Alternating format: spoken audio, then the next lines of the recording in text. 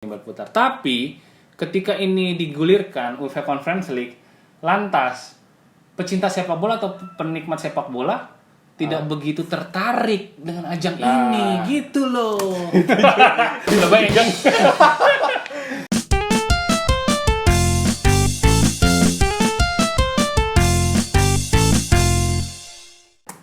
Yo, kembali lagi bersama kami di sini di podcast Omdo episode ke 14. Nah, apa kabar lu, Gap? Wah, gua alhamdulillah baik. Baik. Dan semoga teman-teman yang lagi nonton Iya, juga iya. baik selalu ya, sehat Tetap selalu. jaga Pakai prokes masker ya. Juga, ya. Oke. Nah, kali ini di hari yang baik ini di weekend kita akan membahas mengenai apa itu UEFA Conference League. Nah, pasti teman-teman ini baru pertama kali dengar ya. Betul. Di sini kita akan mengenalkan bahwa ada kompetisi terbaru yang dibuat oleh UEFA nih Dan ya, Gap. baru tahun ini ya dia Iya. bikin conference league gitu. Walaupun kalau dari yang gue baca tuh memang idenya udah lama sih, Iya. tapi di sini baru diperkenalkan.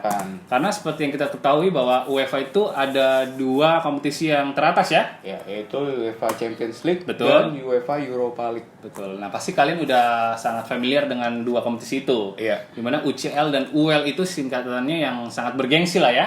Untuk betul. klub-klub papan atas. Iya, karena kalau misalkan mereka nggak masuk itu Iya. nggak dapat duit. Betul. Jadi mereka harus ke sana dapat pendapatan lebih lah ya. Iya. Jadi menurut lu tuh UEFA Conference ini penting gak sih? Kalau menurut gue sih UEFA Conference League ini cukup penting ya bagi klub-klub yang di papan tengah atau klub-klub yang di negara lain yang mungkin jarang masuk Champions League atau di UEFA Europa League ya kan. Ini mereka mendapatkan pengalaman baru melawan klub-klub dari negara Eropa lain gitu kan. Jadi istilahnya mereka pemanasan nih kalau misalkan mereka pasti tujuan utamanya mau ke Europa League atau Champions League. Cuma karena kesempatan itu jarang sekali, maka dibikin Conference League untuk pemanasan. Siapa tahu kalau misalkan dia ke Europa League atau Champions League, dia udah punya pengalaman gitu. Udah lebih siap untuk menghadapi klub-klub Eropa lain. Tapi menurut gua apakah terlalu dini untuk petinggi UEFA membuat UEFA Conference League ini? Karena ya seperti yang kita ketahui bahwa ya menurut lu tadi benar bahwa ini adalah wadah buat tim-tim buram lah istilahnya kan. Betul. Tapi menurut gua terlalu dini lah. Ya mereka harusnya bisa untuk menggapai UEL atau UCL gitu menurut gua. Jadi lu istilahnya kurang terlalu setuju ya? Terlalu setuju. Apalagi dengan ada kompetisi ini pasti ya klub-klub tersebut ya kita bisa bilang adalah klub-klub negara Republik Ceko, Polandia, Finlandia, Ukraina yang memang ya itu jarang memberikan wakilnya di atas ya di kompetisi tersebut. Itu sangat susah karena misalkan kalau misalkan mau ke UCL tuh harus kualifikasinya berkali-kali. Iya betul. Tapi ya ini akan membuat tim seperti mereka-mereka ini ya jadi susah gitu loh. Apalagi mereka memiliki pemain yang terbatas kan. Yes. Dengan di tengah mereka harus menjalani liga reguler mereka, terus di sisi lain mereka mengikuti kompetisi ini, itu kan membuat pemain rentan cedera, ya kan? Karena akan dipacu terus nih pemain-pemain ini, gitu. Betul. Menurut gua ya. Iya, tapi kalau menurut gua meskipun dibalik itu semua ya, mereka banyak cedera, badai cedera ataupun kecapean pemainnya, tapi kalau menurut gua pengalaman itu cukup berharga. Maksudnya ini tuh walaupun mereka bakalan kecapean, tapi dengan masuk Conference League ini paling enggak mereka mendapatkan pengalaman dan mereka bisa memperbaiki klub lagi. Maksudnya dan juga mereka yang pasti mendapatkan duit. Iya. Karena masuk Conference League ini enggak maksudnya bukannya gratis, tapi dia dapat bayaran juga dan itu berguna untuk mendapatkan pemain atau membeli pemain kalau menurut gue ya. Tapi menurut gua gini juga, lu bisa berargumen dari ada sisi ekonominya di sini ya kan, ada uang di sini berputar. Tapi ketika ini digulirkan UEFA Conference League, lantas pecinta sepak bola atau penikmat sepak bola tidak begitu tertarik dengan ajang ini, gitu loh. Coba ya, Itu juga salah satu masalah juga di tertutup oleh ketenaran atau bergengsinya UCL dan UEL gitu. Jadi ya penikmat sepak bola apa sih nih? Udahlah biarin aja. Toh tim favorit gua nggak di situ gitu. Maksud gua dari sisi gengsi dan sisi tingkat hak siar itu pasti ya tetap aja kalah. Ya, tapi ingat juga walaupun ini kompetisi nggak bergengsi, ini walaupun kayak gitu, ini adalah musim pertama mereka. Jadi ini perdana. Jadi wajar kalau misalkan orang-orang pada menghiraukan, jadi nggak peduli. Tapi lama-kelamaan pasti akan di up juga, di push juga. Jadi kalau misalkan sekarang nggak dipandang nggak masalah, karena tahun berikutnya pasti akan sedikit demi sedikit bakal dilihat oleh orang-orang. Dan juga di sini tuh ada wakil dari Premier League, betul, dan juga Italia. Serie A, itu salah satu yang mendongkrak Conference League. Salah satu contohnya mungkin bisa disebut Misalkan Tottenham Hotspur dan sama AS Roma. Itu walaupun cuma 2 tim itu, cuman mereka bisa mendongkrak karena kan mereka tuh basis fansnya juga gede. Ya, Roma atau Tottenham. Jadi karena mereka punya banyak fans, mereka mengajak fansnya itu untuk menonton Conference League. Setidaknya 100 viewer bagi pulsa. Tapi gini loh, oke lah, bener. Artinya ketika ada 2 tim dari Liga Top Eropa, itu membuat setidaknya kompetensi UEFA Conference League ini menjadi sedikit bergengsi ya, bergengsi. Di sisi lain pun ini menjadi kesempatan buat Tottenham dan AS Roma meraih gelar. Betul. Kan bener ya? Itu ya, karena setiap kompetisi itu mereka susah. Betul. 0 gelar. Iya, nil gelar. Jadi ya setidaknya ini pembuktian buat salah satu peluang, betul. Pembuktian buat Harry Kane ya. Kemarin katanya hat-trick. Untuk bisa mengangkat trofi UEFA Conference League, walaupun kalau disingkat UCL juga. Iya, UECL. UECL. Jadi ya benar sih, ada baiknya ya. Ini kesempatan emas buat 2 tim ini, ya kan? Untuk bisa membantai tim-tim buram kan? Betul ya, dan juga mendapatkan duit dan trofi. Iya. Gitu. Karena kita tahu Tottenham kalau di UCL jadi bulan-bulanan, ya kan? Gitu. Dan satu lagi, memang kalau misalkan klub-klub itu kalau misalkan ikut kompetisi pasti selalu seneng. Iya, walaupun pemainnya capek, karena kalau misalkan mereka mendapatkan juara itu udah terbayar bonus juga. Besar gitu. Tapi balik lagi, gue tetap nggak setuju. Karena ya ini ajang cuma istilahnya kayak apa ya? Ya buat memberikan angin segar atau memberikan buat memanjakan tim-tim koefisien rendah gitu kan? Cuman meramaikan doang sebenarnya. Ya, karena orang tetap pola pikirnya ya memikirkan UCL dan UEL, benar ya? Betul. Gitu. Mungkin nanti ya bagus lah, oke lah petinggi UEFA membuat format ini ke depannya, nanti mungkin ya tadi benar kata lo, pasti orang akan sedikit melihat ke sini. Iya. Gitu. Tapi gue tetap nggak setuju sama lo. Apa tuh? Karena gue tetap mendukung Conference League. Oh gitu ya. Karena dibalik itu semua, walaupun siapapun yang ikut kompetisi ini, kompetisi kasta ketiga, walaupun bagaimanapun ujung-ujungnya adalah duit. Tapi lu nonton nggak WC? Masih mau nonton nggak nih? Gue sih susah kan tayangannya? Enggak, gue sih kalau dikasih link gue nonton. Oh gitu. Harus ada linknya. Tapi tetap kalau jadwalnya bertabrakan dengan UCL. Enggak, biasanya tuh dia disiarkan berbarengan dengan UEFA Europa League. Europa League. Jadi malam Jumat itu loh. Iya, setidaknya ya ada penonton lah, alternatif baru lah. Memang nih kalau misalkan dari penontonnya pasti rata-rata Eropa atau Amerika gitu kan yang nonton. Karena di Asia sendiri masih kurang gitu kan antusiasmenya. Padahal kalau lah kita bahas itu tadi UEFA Conference League. Di Asia pun ya ada namanya Asia Champions League ya. Itu juga bergengsi juga sih buat klub-klub Asia ya. Iya, makanya ya ini bagus lah buat ada alternatif. Jadi intinya kalau menurut gua nih ya menurut gua kesimpulannya apa? Kesimpulannya kalau gua ya, ntar lo juga harus kasih kesimpulan. Kalau gua kesimpulan gua, UEFA membuat Conference League ini menurut gua nggak sia-sia. Karena Conference League ini punya pasarnya sendiri. Mereka misalkan nggak menjangkau seluruh dunia atau Asia, itu nggak masalah karena di Eropa juga banyak klub-klub yang pengen main di sini gitu loh. Jadi klub-klub yang koefisiennya rendah itu mereka pasti antusias banget dan mendukung klubnya mati-matian buat menjuarai Conference League kayak gitu. Kalau dari gua ada baiknya, kesimpulan dari gua ini kontra. Iya, kontranya adalah kenapa tidak petinggi UEFA melakukan hal-hal yang untuk mendompleng lagi UCL dan UEL ketimbang untuk membuat format baru seperti ini. Menurut gue sih seperti itu. Itu sih. Oke, jadi pilihan di kalian ya. Iya. Bagaimana, apakah setuju dengan gue atau dengan Kristo? Oke, vote di bawah ini. Oke, next nih ada big match ternyata ya. Nah, selalu hampir setiap minggu ada big match. Jadi weekend kalian ini terisi dengan indah.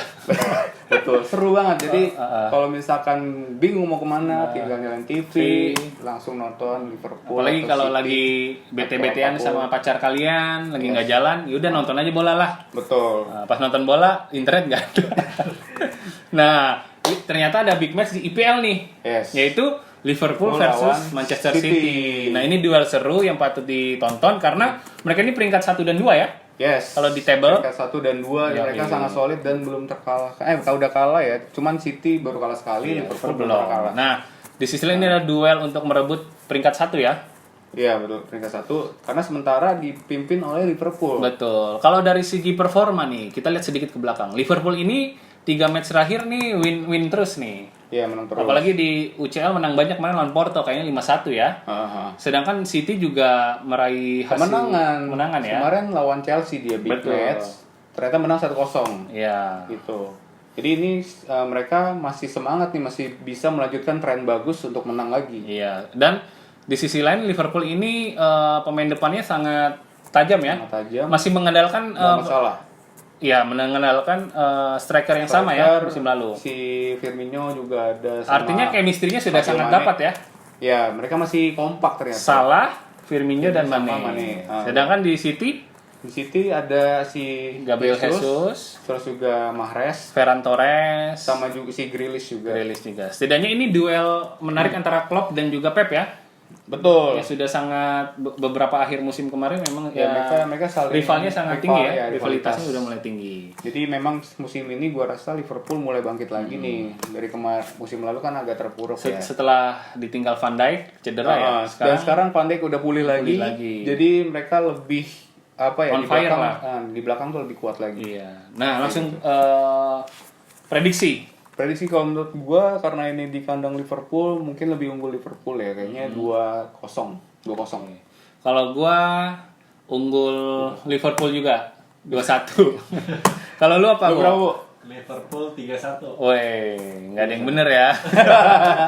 Oke, itu dari Big Match IPL. Sebenarnya ada lagi laga-laga lain, cuma yang kita prioritaskan ini ya, kita fokuskan Liverpool Manchester City. Di sisi lain ada La Liga nih. Di La Liga ada Big Match juga. Apa nih big match-nya? Serta sekaligus penentuan nasib Koeman. Koeman kita udah bahas ya minggu lalu ya. Betul, Koeman ini berada di ujung tanduk nih. Kalau dari lu kan pertahankan. Kalau dari gua kan tetap statement gua bahwa ya udah Lego aja si Koeman out. Nah, kita lihat ternyata ATM Barcelona ini menurut info yang beredar di media-media Spanyol, karena gua ada link ke Spanyol. Reporter ya. Ya, marca.com. Nah, di situ Marca Tribun News, di situ katanya laga ini nih akan menjadi penentuan nasib Koeman cuy. Menurut lu gimana? Kalau menurut gua memang ini Pertahankan. sebenarnya yang apa ya memang agak menentukan karena lawan Atletico Madrid Kemarin juga makanya di UCL kalah kan? kalah 3-0. Gila. Cuman kan ini beda kompetisi ya di kompetisi UCL sama di Liga Spanyol karena memang Barcelona itu dituntut untuk selalu juara di Liga Spanyol gitu kan. Nah, jadi kalau misalkan lawan Atletico Madrid ini kalah Menurut lu lagi, gimana masa depannya? jadi ya udah tinggal didorong ke jurang aja Iya. si Koeman ini kayaknya udah parah banget gitu kan. Jadi- Harusnya masih bisa bisa menang lah, kalau misalkan menang mungkin dia masih selamat. Oke, jadi intinya gue dapat dari pernyataan lu tadi adalah ya Koeman dan timnya itu menentukan nasibnya sendiri ya. Betul. Karena kalau misalkan mereka nggak bisa ngapa-ngapain, Ya. ya itu Menanggung memang diri salah, sendiri. Ya salah mereka karena mereka Iya. nggak berusaha untuk maksimal di Betul. pertandingan itu. Apalagi lawannya ATM lebih susah lagi. Kita tahu bahwa mereka ini punya rivalitas juga yang sangat tinggi ya. Yes. Beberapa musim terakhir Ah. ATM ini udah mulai bangkit menurut gue ya. ATM sudah mulai membuild up timnya Iya. dari dulu yang disepelekan sebelah mata oleh Barca dan Real Madrid. Tapi di sini ATM ini menjadi kuda hitam yang sebenarnya bisa merusak persaingan La Liga yang dulu-dulu Iya. ya.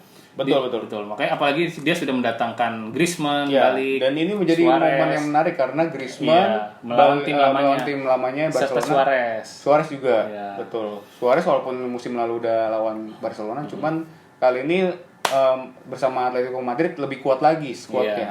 Dan ini tadi balik lagi back to the topic adalah ketika Koeman nanti kalah, yaitu tadi peluang-peluangnya adalah yang kita sudah sebutkan minggu lalu. Bisa Pirlo, ya kan? Xavi dan lain-lainnya. Ya Nah, tapi gini, menurut gua gini, kan gue pernah bilang Koeman akan dipecat setelah kekalahan El Clasico. Ternyata ini lebih dini ya, lebih cepat. ya ternyata kalau misalkan Kalah. kalah, Iya. cuma kalau misalkan dia seri atau misalkan dia Menang. menang masih Iya. selamat. Dan tentunya penentuan terakhir pas El Clasico Iya. lawan Real Madrid. Karena di sisi lain kenapa menurut gua petinggi Barca agak terusik dengan kekalahan di Benfica kemarin. Seandainya di UCL menang lah minimal 1-0, Koeman masih aman Masih sebenarnya aman, iya. di Cuman- kursinya. Cuma karena kalah lagi, ya petinggi Barca juga udah mulai muak lah, Muak. ya kan? Gitu. Karena memang kalau misalkan di Barcelona itu Mm-mm. memang lebih apa ya, kayak tekanannya tinggi Tinggi banget, banget. gitu. Jadi dituntut menang Oke. nggak ada Nah, kalahnya. prediksi akhir nih. Tuh. Kalau menurut gua Di ini kandang di Atletico kandang nih. Atletico ya.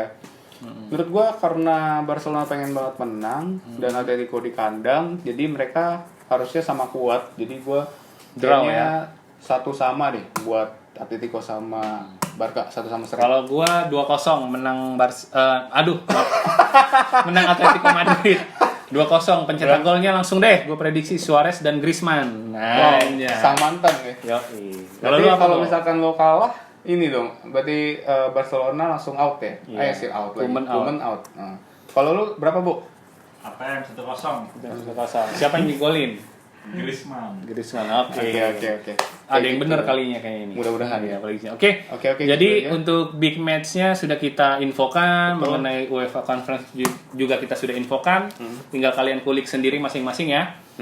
Nah, mungkin kali ini untuk episode ini Cukup segini sekian dulu, ya. nanti kita bahas hal-hal yang lain tentunya masih di dalam sepak bola. Iya. Update-update terbaru dan juga bahas tentang peraturan-peraturan FIFA. atau Iya. Nah, mungkin tadi yang lu bilang peraturan FIFA terbaru ini yang menarik untuk dibahas ya. Betul.